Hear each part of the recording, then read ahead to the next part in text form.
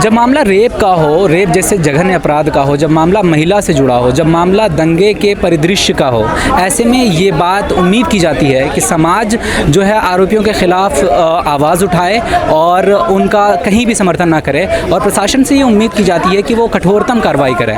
परंतु स्थिति थोड़ी सी अलग नज़र आती है जब 11 लोगों को छोड़ दिया जाता है। ऐसे में दिल्ली की आवाम एक बार फिर सड़कों पर है।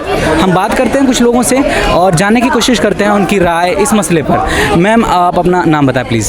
शबनम हाशमी। शबनम हाशमी मैम, ये जो आज प्रोटेस्ट है ये किस संदर्भ में है और जो मामला है उसे आप किस तौर पर देखती हैं? देखिए, जिस तरह 15 अगस्त की शाम में 11 अपराधियों को छोड़ा गया जिन्होंने सामूहिक बलात्कार किया था और 14 परिवार वालों को मारा था बिल्किस के, उनकी रिहाई के खिलाफ जो है आज हम प्रदर्शन कर रहे हैं। और ये प्रदर्शन आज पूरे देश में हो रहे हैं, सिर्फ दिल्ली में नहीं हो रहे। हमारी मांग है कि उनको दोबारा से अरेस्ट किया जाए, उनका जो ऑर्डर निकला था उन्हें छोड़ने का उसको रद्द किया जाए। मैम, आप देखती हैं कि सुप्रीम कोर्ट ने त्वरित कार्रवाई करते हुए नोटिस भेजा है गुजरात सरकार को और ये इशारा दिया है कि पक्ष उनका भी लिया जाए जिन्हें छोड़ा गया है। सुप्रीम कोर्ट के इस रवैये को किस तौर पर देखती हैं और आप इस मसले में इंसाफ को लेकर कितनी आशान्वित हैं? देखिए, हमारी तो उम्मीद ये थी कि सुप्रीम कोर्ट फ़ौरन ही रद्द कर देगा उसको और वापस भेज देगा, क्योंकि उनका जो क्राइम है वो प्रूव हो चुका है। अभी कोई नई चीज़ नहीं है जो प्रूव होनी है कि उनका दोबारा से पक्ष लिया जाए। बहरहाल जो भी सुप्रीम कोर्ट ने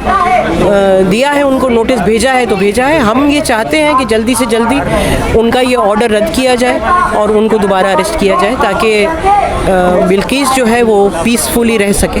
उसने एक लंबी लड़ाई लड़ी है और ना सिर्फ बिल्किस बल्कि और औरतों को भी ये आश्वासन मिल सके कि अगर उनके साथ कुछ होता है तो इस देश में उनके लिए इंसाफ की जगह है।